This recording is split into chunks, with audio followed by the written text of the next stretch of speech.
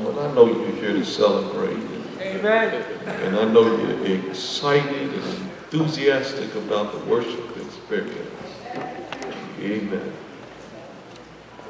Looking once again at Dr. Luke's letter to a group of individuals who are primarily Gentiles, who are influenced by what's happening in the first century. The word says, he also told this parable to some who trusted in themselves that they were righteous and treated others with contempt.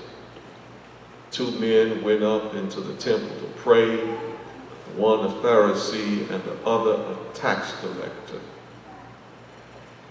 The Pharisee, standing by himself, prayed thus: God, I thank you that I am not like other men, extortioners, unjust, adulterers, or even like this tax collector. I fast twice a week. I give tithes of all that I give. You're a bad boy. But the tax collector, standing far off, would not even lift up his eyes to heaven, but beat his breast, saying, God, be merciful to me, a sinner. Now the original writing doesn't say a sinner. It says the sinner. There's a big difference. I tell you this man went down to his house justified rather than the other. For everyone who exalts himself will be humbled, but the one who humbles himself will be exalted. You may be seated in the house of the Lord.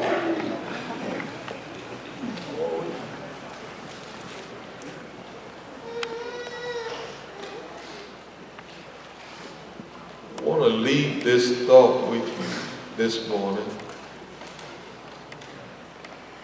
Everybody needs Jesus. Amen. Amen. Hallelujah. Amen. Everybody needs Jesus.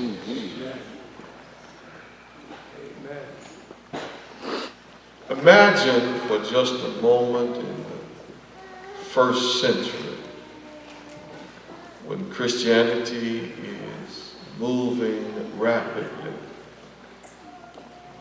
Imagine you are having to take notes and write down some of the things that are transpiring. Imagine just for a moment you are having to record with minute details things that's transpiring in Judaism and Christianity.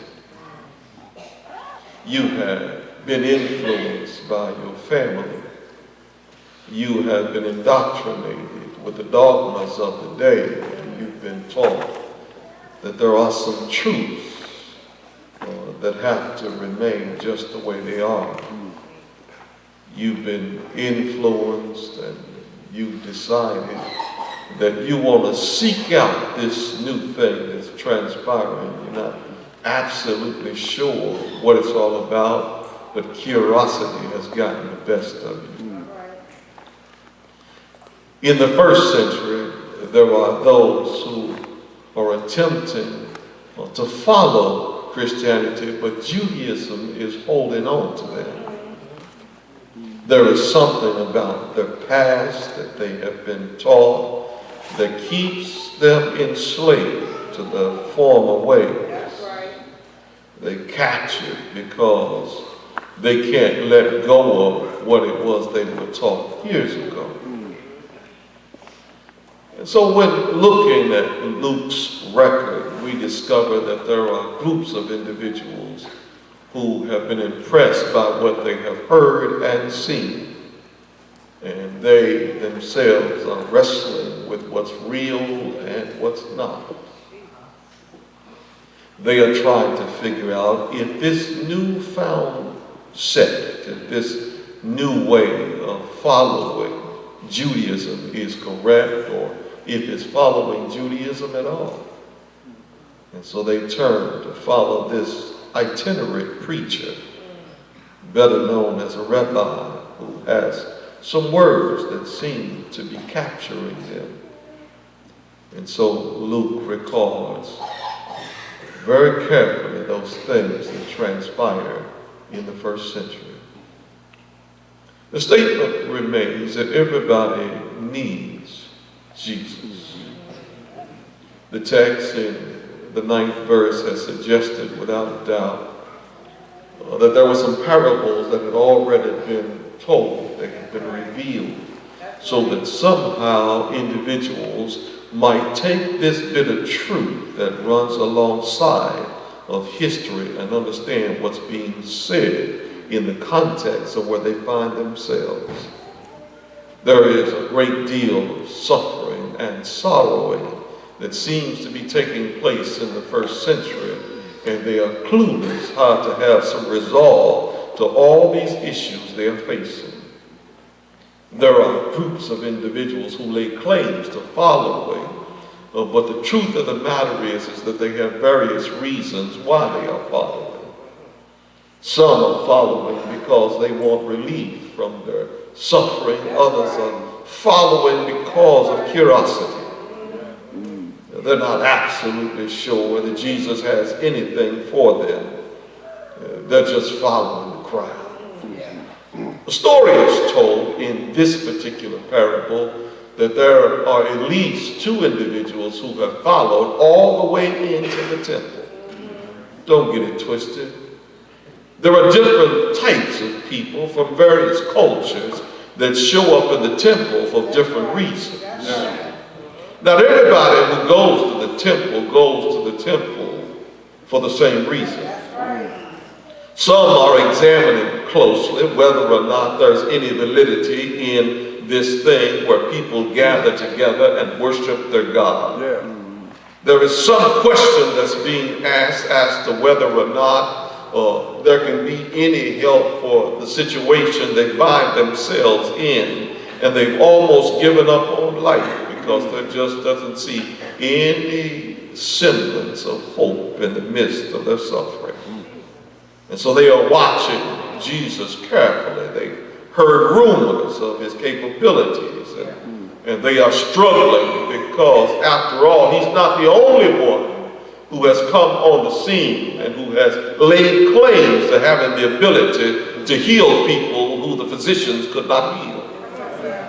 Well, he's not the only one that has the capability of feeding the multitudes, and so they are troubled because here is this itinerant preacher who's not studied at any of the seminaries, nor has he sit at the foot of Gamaliel, one of the great known teachers of the day. He's not schooled in philosophy like so many of the other rabbis. They are watching carefully because they are wondering if he can do anything to make changes in their miserable lives. And so the question becomes, can Jesus do anything about the situation that I'm facing?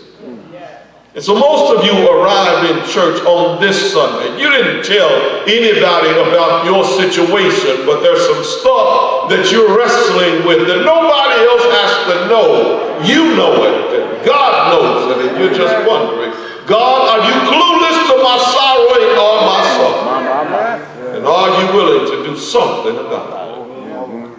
I said that they came because they had heard rumors that there was something different about this preacher. There was something different about this individual that they needed to see for themselves. And on any given day of worship, you show up in the context of worship because you just want to know, can you do anything about my situation? Amen. And here they are, these outstanding characters in the holy writings. One is a Pharisee. He's a religious leader. He's profound in his theological studies. He's schooled in oratorical skills. He has the capabilities of exegetically looking at a text and dividing it in such a way so that somehow individuals can understand that the hermeneutics in the text would suggest there's an interpretation that's available just for you. So they are aware of what is being said. They are troubled because sorrows and suffering is still real. Amen. So this Pharisee who has practiced all of the laws, who is schooled at it, who understands it, is standing here in the midst of the place where they worship.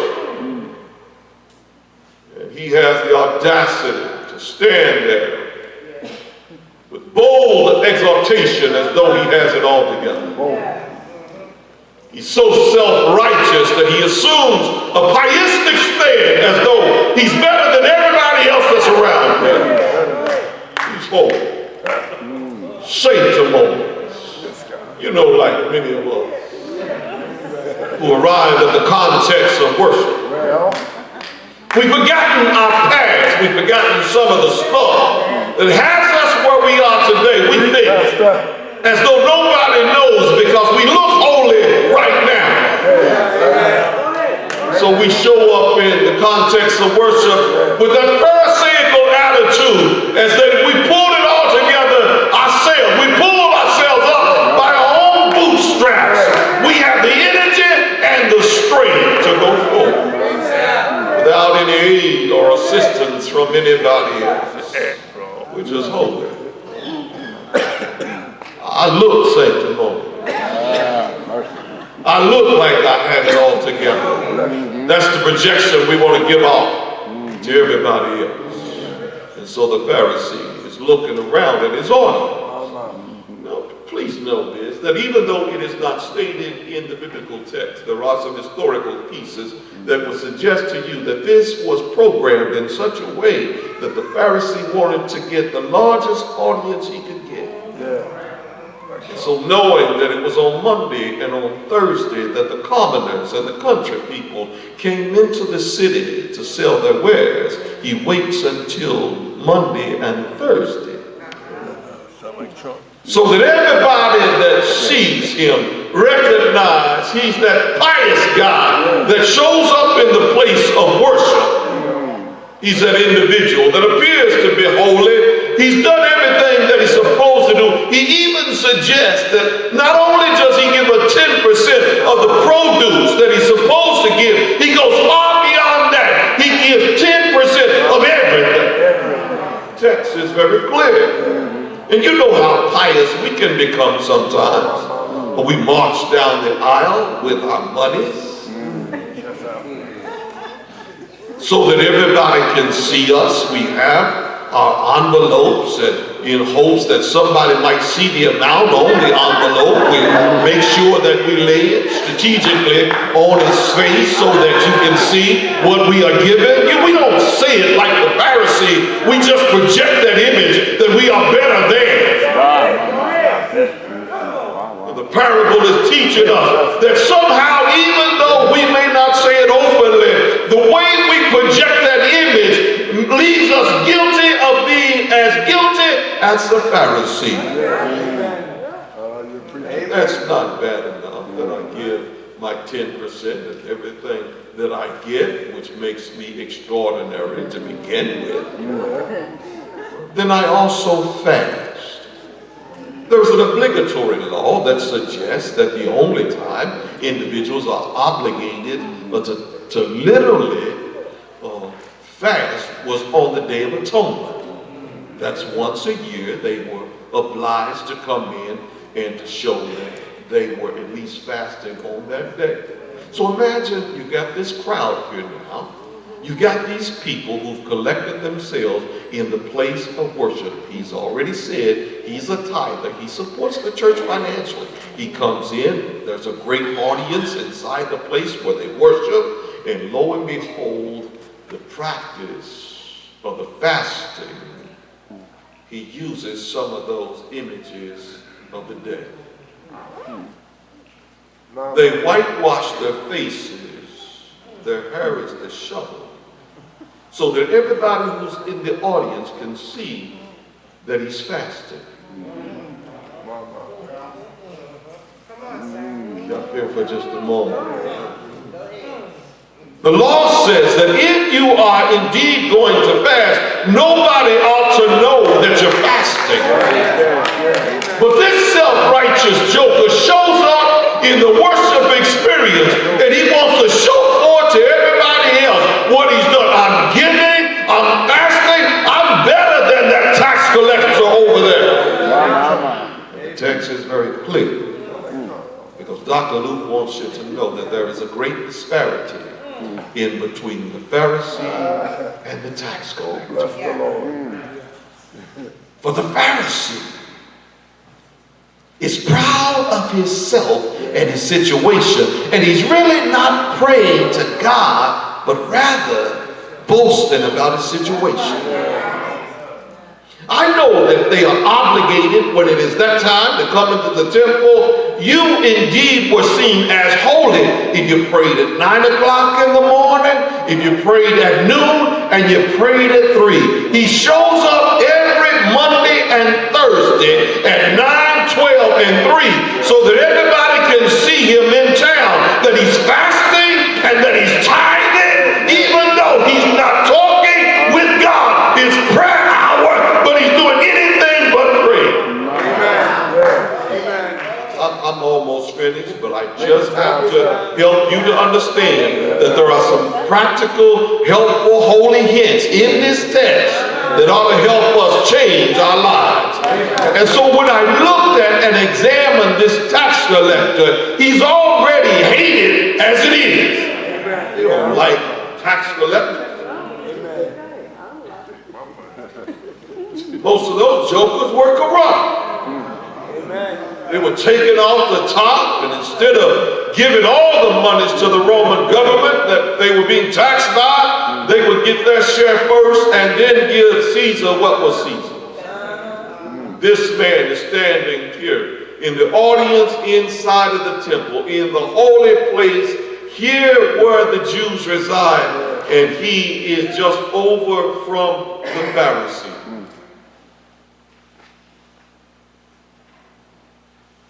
The audience is watching carefully, for they've heard the Pharisee pray. They've listened to him carefully. He's taunting the issue that he's a good man. He hasn't done all the things that the tax collector has done. And the tax collector realizes his infractions against God. And he kneels. Now here's the image. It is stated that when you get to heaven, the gate will be so low that in order to get in, you got to be on your knees.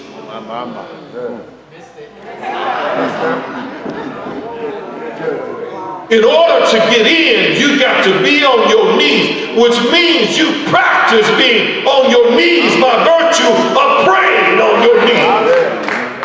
This man was here in the context of the temple in worship, and he recognizes he has blown it, and he suggests that he would be more than willing to give back everything he's ever taken illegally, and he says, I'm the sinner.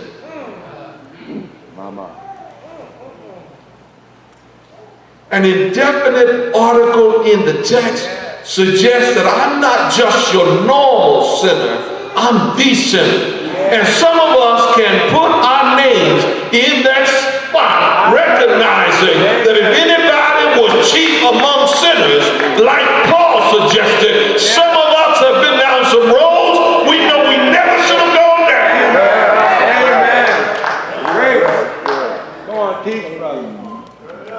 I'm just trying to convey a message to all of us this morning that everybody needs Jesus. Amen. Amen.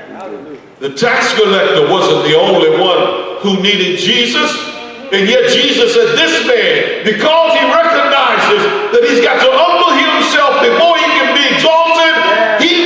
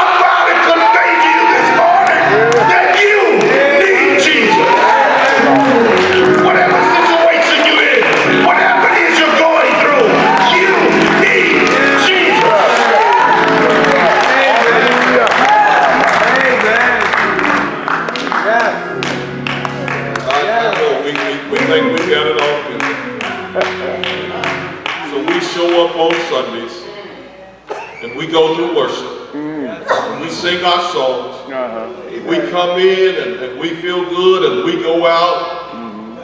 And so often we go out just as empty as when we came in. My job is to make sure that I convey to you the truth found in the text. As boring as the historical piece behind it may be, my job is to help you to understand it so that it somehow converts your life and then gives you the strength to get through whatever it is you're facing. This morning I say to you, the same Christ that was capable of helping the Pharisee, the same Christ that was capable of helping the tax collector is the same one that can help you this morning get through whatever it is you're facing. You need Jesus. Stand with me this morning.